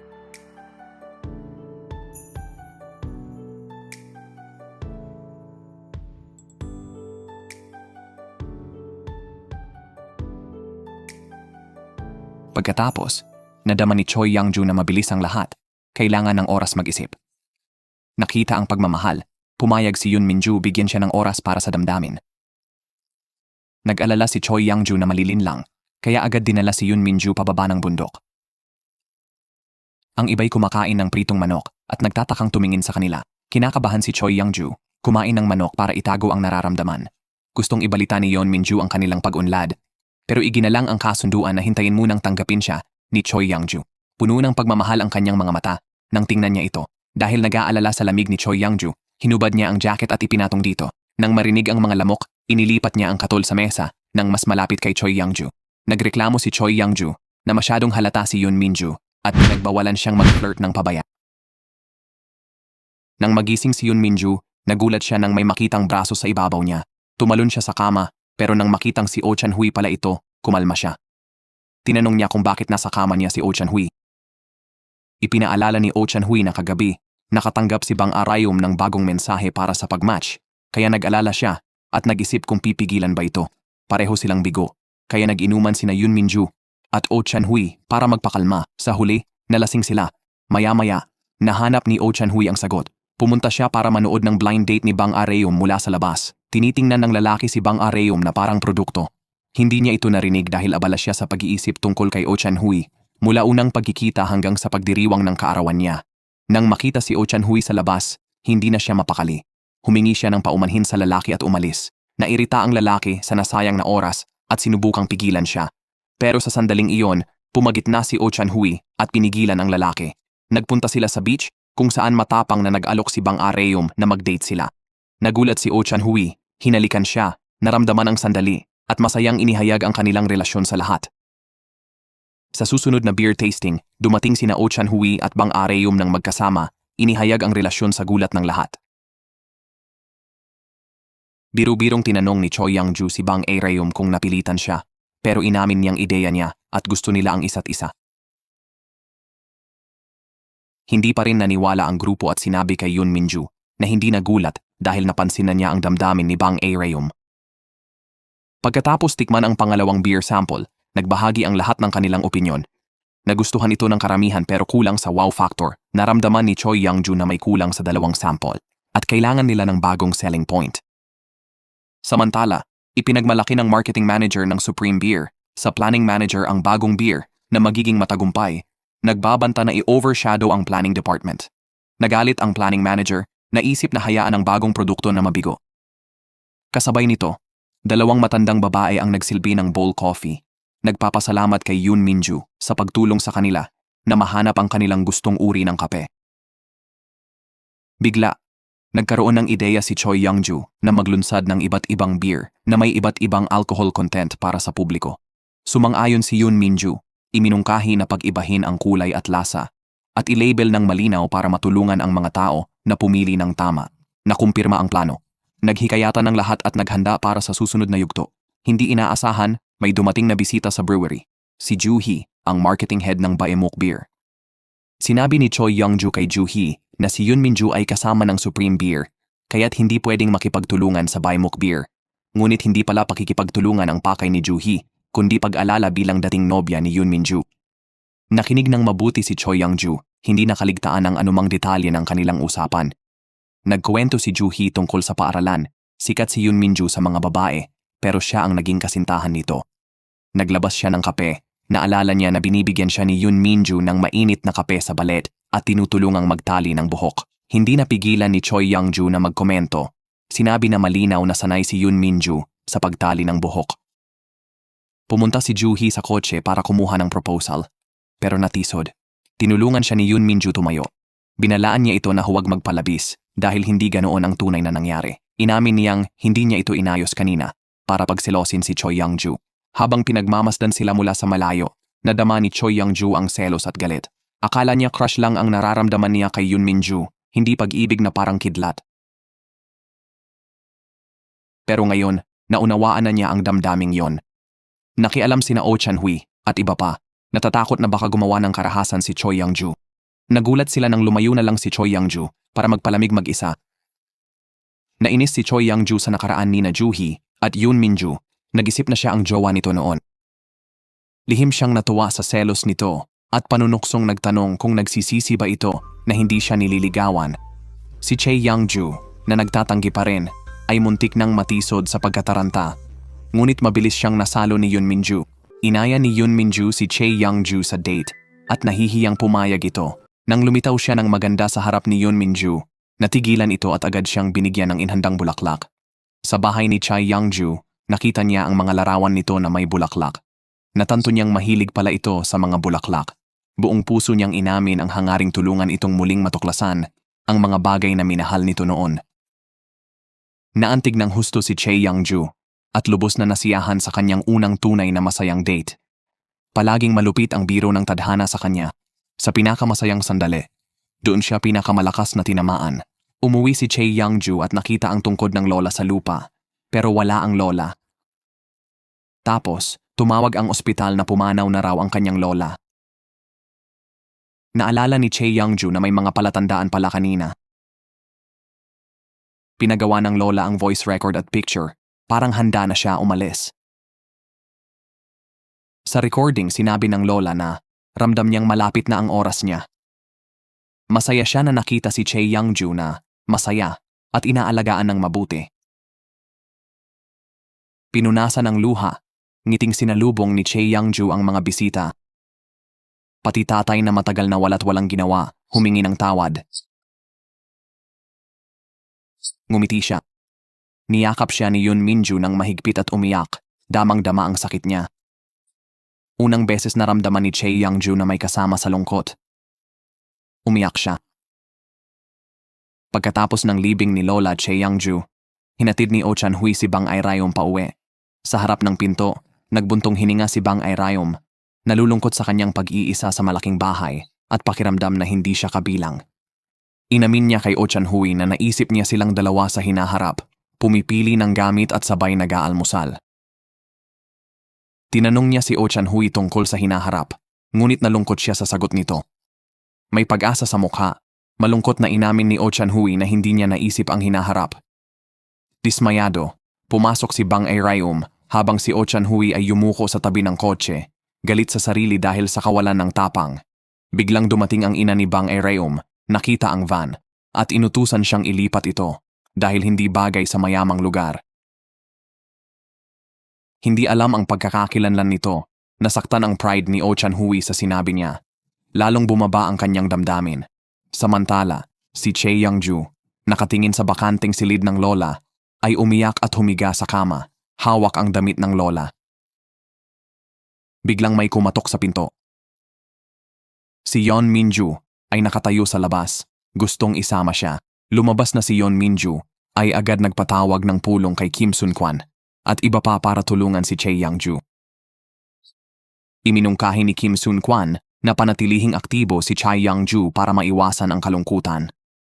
Ang dalawang tiyahin na antig sa sitwasyon ay umiyak din at iginiit na dalhin agad si Choi Young-ju. May sports festival. Unang laro ay hoop rolling race. Nanalo agad si Choi Young-ju habang ang pinuno ng nayon ay lumabas ng linya. Sa ikalawang laro, naglaban sina Choi Young-ju at Kim Sun-kwan sa pagdurog ng brick. Nagsikap si Kim Sun-kwan, pero halos di nasira ang brick at muntik masugatan. Samantalang si Choi Young-ju ay tuluyang nadurog ang brick. Nagsisihan ang pinuno at si Kim sa pagpili ng mahihirap na laro.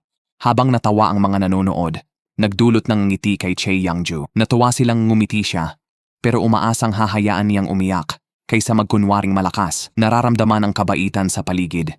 Tahimik na lumuha si Chae Young-ju habang kumakain. Inaliw siya ng dalawang tiyahin. Pinaalalahanan na lahat ay dumadaan sa mababa at okay lang umiyak.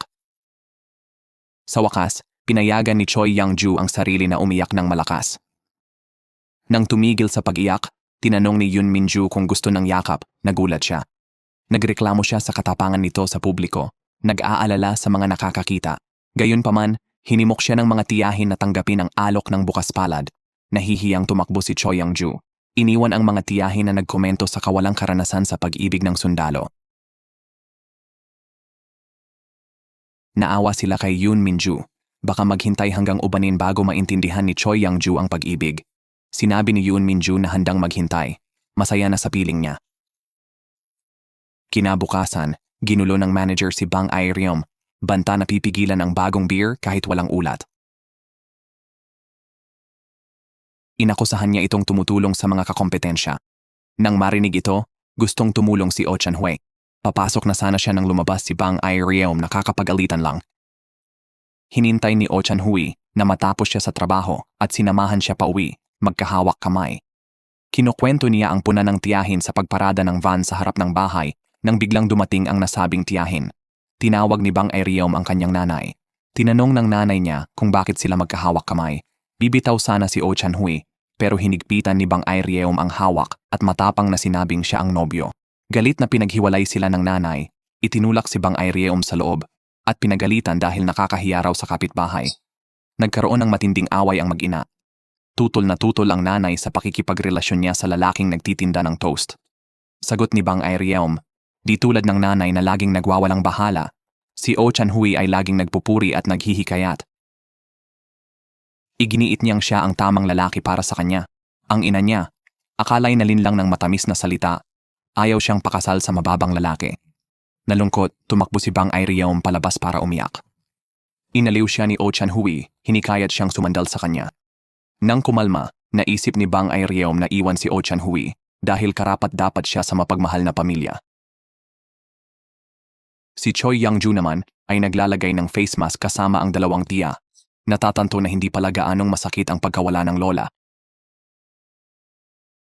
Pinuri ng mga tiya si Yoon Min-ju at pinayuhang ipagtapat ang damdamin sa magandang araw. Kamakailan, may malaking pangyayari sa nayon. Video ni na Jo Eon at Kim Sun Kwan ay naipost online. May pamagat na cross-border transaction marriage, nagdulot ng gulo. Inakusahan ng netizens si Jo Eon bilang scammer at si Kim Sun Kwan na bumili ng asawa. Isang influencer ang nagsamantala para sa views. Kunwari tumutulong pero nagdudulot ng drama sa live streaming. Nakialam si Yoon Min-ju, pinigilan ng influencer. Bilang saksi sa pag-ibig nila, alam niyang nagpakasal sila dahil sa pagmamahal. 3 taon na ang nakalipas, dumating si Jo Eon sa Korea kasama ang nobyo na iniwan siya dahil baog, walang pera, at hindi marunong mag-Korean. Nagmakaawa siyang huwag siya iwan, ngunit napagalitan lang siya. Nang malapit ng manakit ang nobyo, dumating si Kim Sun Kwan at pinigilan ito. Tinulungan niya si Jo Eon. At habang magkasama, nagkaroon sila ng damdamin. Nag-alinlangan si Kim Sun Kwan magtapat, ngunit hinimok siya ni Yoon Min-ju nang makita ang damdamin ni Jo Eon. Kaya't nagkatuluyan ang dalawang nagkagusto sa isa't isa. Ipinakilala ni Kim Sun Kwan si Jo Eon sa mga taga-baryo bilang kanyang nobya. Bulalas ng mga taga-baryo na swerte si Kim Sun Kwan. Tanging sila lang ang nakakaalam kung gaano kasarap ang kanilang relasyon. Nang malaman ni Kim Sun Kwan na ginagamit ng influencer ang kanilang kwento, pinatunayan niya ang tunay nilang pagmamahalan. Taos-puso niyang inamin na espesyal ang bawat araw, kasama ni Jo Eon, at nais niyang makasama ito habang buhay. Dahil dito, pinalayas ni Yoon Min-ju ang influencer. Naantig si Choi Young-ju sa mga salita ni Kim Sun Kwan. Ganoon din ang naramdaman niya kahit walang ginagawa. Masaya siya kapag kasama si Yoon Min-ju dahil sa pag-ibig. Matapang na ipinagtapat ni Choi Young-ju ang kanyang damdamin kay Yoon Min-ju. Matagal na niyang hinintay ang sandaling ito at sinabing mahal na mahal niya ito. Sila ay nagbahagi ng matamis na halik.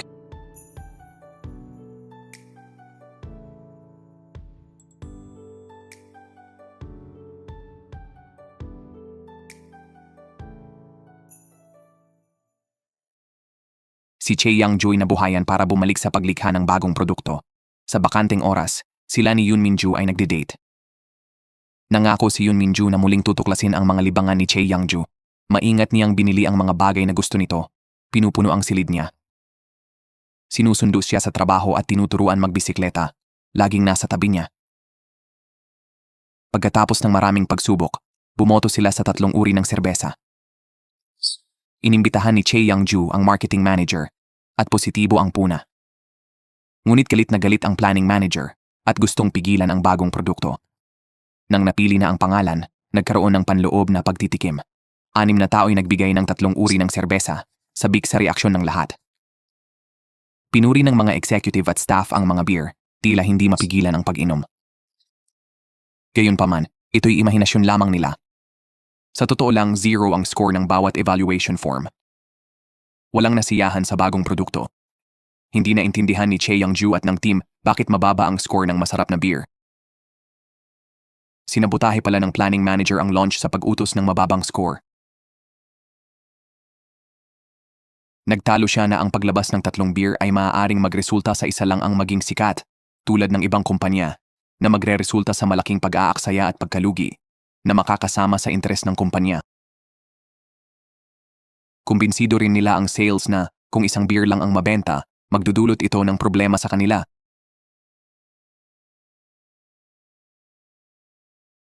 Dahil sa mga impluensyang ito, lahat ay nagbigay ng 0 score. Nang makitang mababa ang sigla ng koponan, hinikayat ni na Che Young-ju at Yoon Min-ju ang lahat na manatiling positibo at sinabing ang pagtikim bukas ay maaaring magdulot ng mas magandang resulta. Kinabukasan, personal na tinikman ng Pangulo ang 3 uri ng beer at lubos na nagustuhan ang mga ito. Gayunpaman, dahil panloob ang pagsubok, ang pagbibigay ng puntos ay naging mahalagang pamantayan sa pagsusuri. Nag-aalinlangan siya kung ilulunsad ba ang mga beer. Sa puntong ito, nagmungkahi si Yoon Min-ju ng isang plano dahil nagsagawa sila ng panloob na pagtikim. Dapat din silang tumanggap ng panlabas na paghatol. Binalak nilang isali ang mga beer sa isang international na blind tasting competition. Kung mananalo sila ng unang pwesto, ilulunsad nila ang mga beer. Lubos na sumang-ayon ang Pangulo sa mungkahing ito. Kung mananalo ang beer, tataas ang reputasyon nito at makakatulong sa mga susunod na promosyon. Hiniling ni Yoon Min-ju na kung manalo sila, ang kanilang koponan ang mamamahala sa lahat ng gawain bago ang paglulunsad. Agad pumayag ang Pangulo, sabik sa tagumpay nila. Sa wakas gumaan ang loob ng koponan sa balita. Isang miyembro'y nagmungkahi ng selebrasyon. Si Yoon Min-ju, nakaakbay kay Che Young-ju, nagsabing may plano na sila. Mabilis na lumayo si Che Young-ju. Akala'y naitago ang relasyon, pero alam na pala ng lahat. Umalis sila para bigyan ng privacy ang dalawa. Bago umalis, pinayuhan ni Yoon si Oh na harapin ang issue kay Bang. Inanyayahan ni Oh si Bang sa picnic sa parke. Naisip ni Oh na maraming lalaking pipila kung gusto ni Bang magpakasal. Ngunit sinabi ni Bang na siya lang ang gusto at tinanong bakit ayaw ni Oh. Tumahimik si Oh at umalis si Bang na dismayado. Pumunta si Oh sa pool para maranasan ang pakiramdam ng halos mabulunan. Nakahiga ng pagod sa tabi ng pool, hinahabol niya ang hininga. Biglang lumitaw si Yoon Min-ju at tinulungan siyang tumayo. Walang tanong, inaliw siya ni Yoon Min-ju. Sinasabing ang paglampas sa takot ay magdudulot ng pagbabago at bagong simula. Ang pagsubok ay unang hakbang sa pagbabago na inspira sa mga salita ni Yoon Min-ju.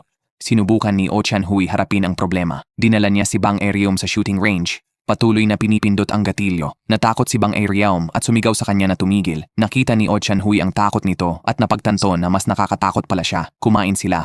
At sa wakas inihayag ni Oh Chan-hui ang dahilan ng pagtanggi sa kasal. Noong bata, hinahangaan niya ang mga sundalo at nagpalista ng tumanda. Sa isang misyon, pumatay siya ng tao habang sinasagip ang mga Koreanong bihag. Pinuri siya ng kanyang team sa katapangan. Ngunit siya'y natakot. Mula noon, si Oh Chan-hui ay pinahirapan ng mga bangungot ng dugo. Lumala ang mga sintomas, nakikita niya ang pagkain na may dugo at nahihirapang huminga habang kumakain. Hindi gumaling ang kalagayan niya pagkaalis sa militar at paulit-ulit siyang nahahalusinasyon habang kumakain. Para di maging pabigat sa pamilya, lumipat siya at nagtinda ng tinapay. Takot siyang bumalik ang sakit anumang oras, kaya di siya makakain ng normal kasama si Bang Arayem. Matapos maglabas ng saloobin, bigla siyang nahirapang huminga si Oh Chan-hui. Para di makita ni Bang Arayem, pinilit niyang tumakbo palabas. Hinabol at niyakap siya ni Bang Arayem. Nangakong kakain ng maayos sa harap niya hanggat kaya. Nagmakaawa si Bang Arayem na wag sumuko si Oh Chan-hui sa kanilang relasyon.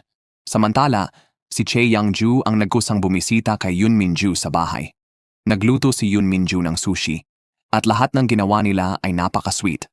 Si Choi Young-ju, matapos kumain ng sushi mula sa kasintahan, naalala ang pagpapakain ng lola niya. Agad namang nangako si Yoon Min-ju na lagi siyang papakain nito. Pagkatapos nito, hinawakan ni Choi Young-ju si Yoon Min-ju at inakay sa isang lugar. Noon, tinulungan siya ni Yoon Min-ju sa maraming bagay, kaya gusto niyang gumante. Dumating sila sa lugar ng pagtitipon para kay Kim Soon-kwan. Nagmadaling yakapin ng kapatid si Yoon Min-ju. Doon nakita ni Yoon Min-ju ang kanyang ama at madrasta. Inorganisa ni Choi Young-ju, opisyal na nagsimula ang salo-salo. Parang hindi komportable ang ama ni Yoon Min-ju, may dalawang tiyahing nakikipag-usap sa kanya. Natuwa ang madrasta at si Yoon Min-ju sa buhay na ekspresyon ng ama sa unang pagkakataon. Nagtaas ng kopita ang lahat bilang pagdiriwang. Nagtaka ang village head at si Kim Soon-kwan bakit di pa bumibisita o tumitikim ng beer ni Yoon Min-ju ang kanyang ama. Inakusahan ni Yoon Min-ju ng ama na di nagdadala ng beer sa bahay para tikman niya. Sumagot si Yoon Min-ju nang unang magpa siyang mag-brew ng beer. Binato siya ng bote ng kanyang ama. Mainit ang naging pagtatalo ng dalawa. Agad na nakialam si Choi Young-ju.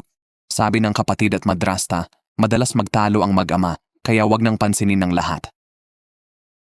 Para magkasundo sila, dinala sila ni Choi Young-ju sa labas at pinaubos kay Yoon Min-ju ang isang kahon ng beer. Sabi ng ama ni Yoon Min-ju, tinutulungan sila ni Choi Young-ju na magkabate. Tinanong ni Yoon Min-ju, bakit di dumalo ang ama sa burol ng lola ni Choi Young-ju? Paliwanag ng ama, nanatili siya sa pasukan ng punerarya. Takot sa mga libing matapos ang libing ng ina ni Yoon Min-ju. Wala siyang lakas loob na pumasok sa loob. Noon pa man, sinisisi ni Yoon Min-ju ang ama sa kawalan ng lungkot sa burol ng ina. Ngunit nang umalis ang mga bisita, umupo ang ama sa tabi ng natutulog na anak at umiyak. Mula sa pamilyang militar, ang direktang paraan ng ama sa pagpapalaki ay naging sanhi ng hindi pagkakaunawaan sa sensitibong si Yoon Min-ju. Pinagnilayan din ni Yoon Min-ju ang sarili na pagtantong hindi niya naunawaan ang pananaw ng ama. Natapos ng mag-ama ang beer, nalutas ang matagal na hindi pagkakaunawaan. Ang madrasta na madalas pinapigilan, itinulak ang inaantok na bunsong anak sa bisig ng ama. Masayang pinagmasdan ni Yoon Min-ju ang mag-amang magkayakap at natutulog. Niyakap niya si Choi Young-ju, nagpapasalamat sa lahat ng ginawa nito para sa kanya. Hindi nagtagal. Malapit na ang pandaigdigang paligsahan sa blind beer tasting. Si Yoon Min-ju ay nag-impake at ipinadala ang beer sa komite. Sa araw ng paligsahan, sabik na naghintay ang lahat ng resulta. Tiyak ang manager na hindi mananalo ang bagong beer. Inutusan niya ang mga tauhan na magpanggap at palitan ng beer. Ngunit, nagulat siya nang ipahayag na si Yoon Min-ju ang nanalo. Ito'y dahil sa katalinuhan ni Yoon Min-ju. Napansin niya ang kakaiba sa courier at nakilala ito bilang tauhan. Binantaan niya ang impostor na manahimik o mapupunta sa presinto. Matagumpay na naihatid ang beer at nanalo sa kampyonato. Agad nakipag-ugnayan ang grupo sa pabrika para mag-produce. Dapat ipadala ngayon pero may tawag na may hindi inaasahang balita. Pinahinto ni Yoon Min-ju ang produksyon. Hinanap niya si Yoon Min-ju na sinabing sisirain ang lahat ng beer. Nagbuhos si Yoon Min-ju ng 2 beer para tikman. Napansin ni Choi Young-ju ang bahagyang pagkakaiba ng lasa. Paliwanag ni Yoon Min-ju, iba't ibang tangke ng pagburo ang ginamit sa unang batch, kaya nagkaiba ang lasa. Diin niya, di pa mabenta ang kalidad ngayon. Kailangan ng oras para ayusin ang produkto. Tutol si Choi Young-ju. Ang di pagsunod sa schedule bago ang launch ay sisira sa kredibilidad, bababa ang benta. Nag-alala si Yoon Min-ju na mapapansin ng mamimili ang pagkakaiba ng lasa at di tatanggapin ang produkto. Matatag silang dalawa, isa sa kalidad at isa sa deadline, kaya nagkaroon ng impasse. Bago umalis, hinimok ni Yoon Min-ju si Choi Young-ju na pag-isipan ito. Kung ayaw nilang masayang ang kanilang pagsisikap, kailangan nilang tumigil ngayon. Ito na ang huling pagkakataon nila. Nadama ni Choi Young-ju ang pag-aalinlangan. Naalala ang pangako nilang gumawa ng pinakamagandang beer. Inisip niya na si Yoon Min-ju ang may hawak ng quality control at nagpa siyang sundin ang kanyang kagustuhan. Pumasok siya sa opisina at sinabi sa marketing manager ang pagkakaiba sa lasa ng beer at kailangang ayusin. Balak niyang personal na humingi ng paumanhin sa mga wholesaler at humingi ng karagdagang oras. Galit na galit ang marketing manager, sinabi na ang pagkaantala ay magkakahalaga ng 5 bilyon at inaalala lang ang kasalukuyang problema. Inutusan niya si Choi Yang-ju na umalis. Pagkaalis niya, tinawagan ng marketing manager ang pabrika para ipagpatuloy ang produksyon. Ang mga tauhan sa planning, alam ang pagkakaiba ng lasa, iniulat ito sa planning manager. Nakita itong pagkakataon para itigil ang bagong produkto. Nadama ni Choi Yang-ju ang pagkakasala dahil hindi niya pinigil ang produksyon at humingi ng tawad kay Yoon Min-ju sa mensahe. Hindi niya alam, naghintay si Yoon Min-ju sa pasukan ng kumpanya para sa kanya. Nang makita ang pagkabalisa ni Yoon Min-ju, umorder si Choi Yang-ju ng paborito niya, habang si Yoon Min-ju ay umorder ng paborito ni Choi. Nadismaya si Choi Yang-ju dahil hindi ipinakita ni Yoon Min-ju ang tunay niyang damdamin. Hindi komportable ang kanilang hapunan.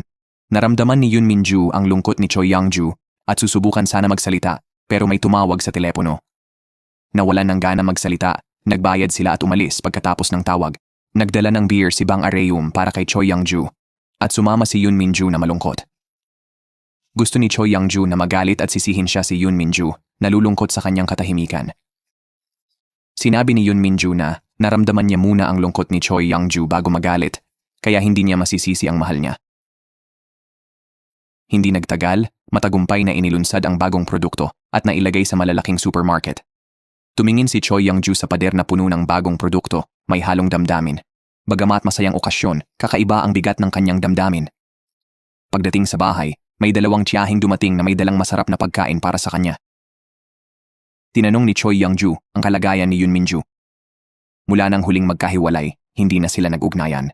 Sabi ng mga tiyahin, mukhang pagod din si Yoon Min-ju sa paggawa ng beer araw-gabi. Ilang araw pa lang ang nakalipas, nahimatay pa siya sa brewery. Nang marinig ito, agad hinanap ni Choi Yang-ju si Yoon Min-ju. Noon, pilit iniuwi ng pinuno ng nayon at ni Kim Sun-kwan si Yoon Min-ju para magpahinga. Iginiit niyang hindi siya mahina at gusto niyang bumalik sa brewery. Habang hinahatak siya pabalik-balik, biglang dumating si Choi Yang-ju. Nang makita ang sitwasyon, tahimik na umalis ang pinuno at si Kim Sun-kwan. Nang makita ang pagod na si Yoon Min-ju, napaluha si Choi Yang-ju. Hindi pinansin ang sariling kalusugan. Inaalala lang ni Yoon Min-ju kung si Choi Yang-ju ay kumakain at natutulog ng maayos. Hiniling ni Choi Yang-ju na sana'y huwag magkunwaring malakas si Yoon Min-ju sa harap niya. Lubos niyang naunawaan si Choi Yang-ju, ngunit wala itong alam sa kanyang nararamdaman. Sa hindi pantay na relasyong ito, nakaramdam siya ng utang na loob sa kanya. Pareho silang naluha sa kanilang pagtatalo. Sinabi ni Yoon Min-ju na nararamdaman niya ang emosyon ng iba at alam niyang dahil sa kanya nalulungkot si Choi Yang-ju. Kaya pinili niyang itago ang kanyang nararamdaman. Umiyak si Choi Yang-ju, nararamdaman ng guilt na wala siyang magawa at nasasaktan. Nakita ni Yoon Min-ju ang lungkot sa mata ni Choi Yang-ju. Tila may balak itong makipaghiwalay. Nag-alala siya, ngunit napanatag ng sabihin ni Choi Yang-ju na hindi siya makikipaghiwalay. Iminungkahi ni Choi Yang-ju na mag-focus muna sila sa sarili at magkita kapag handa na sila. Niyakap siya ni Yoon Min-ju ng mahigpit. Nangakong hindi siya bibitawan kailanman para makayanan. Tumakbo si Yoon Min-ju araw-araw para ilabas ang damdamin, habang si Choi Yang-ju ay nagmumuni-muni kasama sina Oh Chan-hui at Bang Ah-ryeum.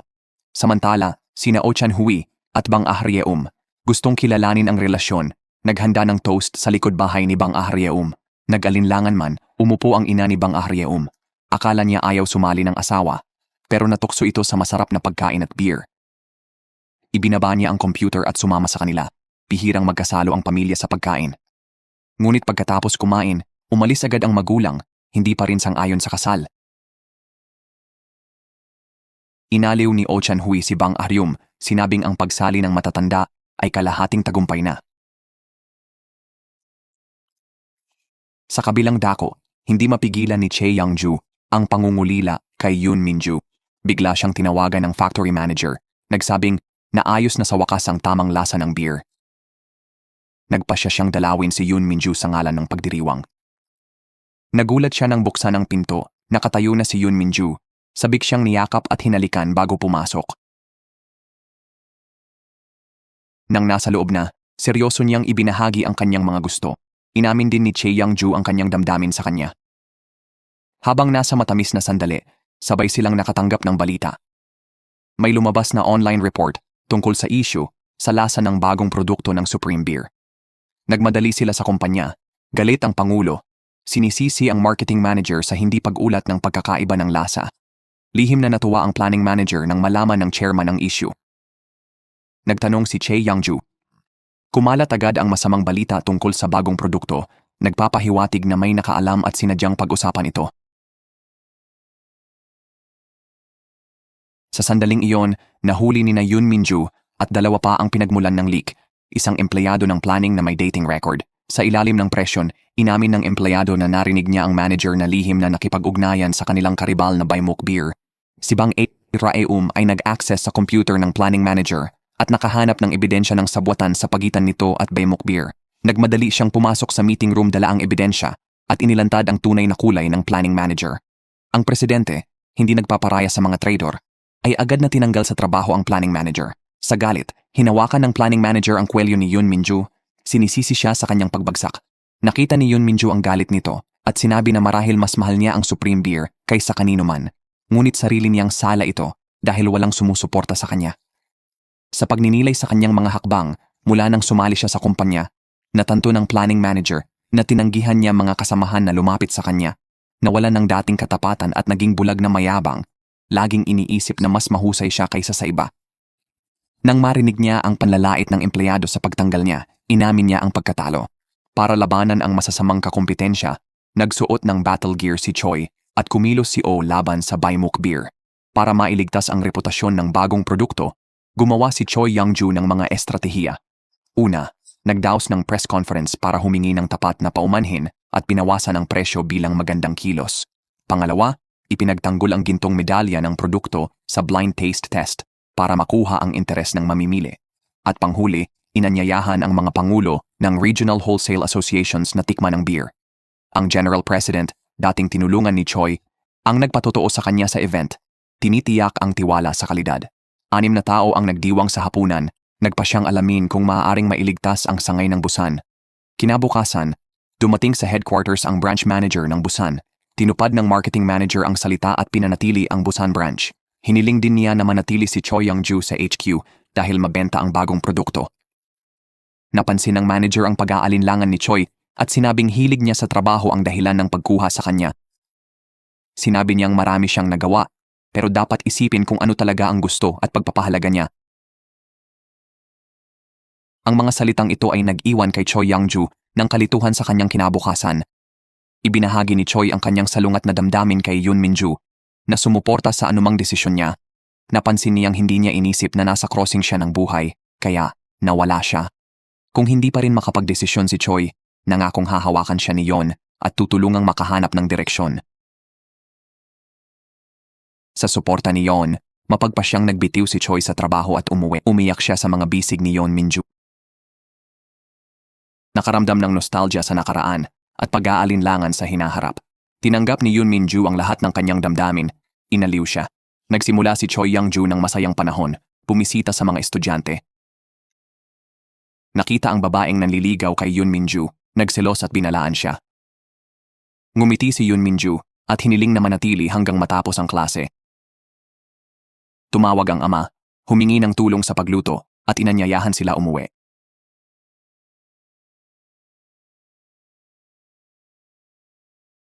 Naramdaman ni Yoon Min-ju ang tunay na pamilya, masaya sa mga mahal niya.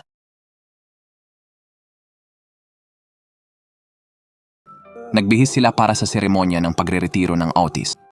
Pagkatapos ng mga talumpati, agad silang pumunta sa airport para maglakbay. Makalipas ang ilang panahon, nagbukas si Choi Young-ju ng craft beer shop. Pinuno niya ito ng mga beer na gusto niya at inirekomenda sa mga customer. Umaasang makakakita ang bawat beer lover ng paboritong lasa. Nagkita ulit ang 6 para sa hapunan. Lahat masaya sa buhay at trabaho. Lalo na sina Oh Chan-hui at Bang Raeum na nagdala ng imbitasyon sa kanilang kasal. Nakuha ni Oh Chan-hui ang pagsang-ayon ng nanay ni Bang Raeum sa pamamagitan ng paghahatid ng masarap na toast tuwing umaga. Sa kanyang tiyaga at sinseridad, nakuha niya ang pagsang-ayon ng ina. Kumuha sila ng mga litrato para gunitain ang mahirap pero masasayang araw na pinagsamahan. Sabik sa pagdadala ng magagandang alaala sa hinaharap.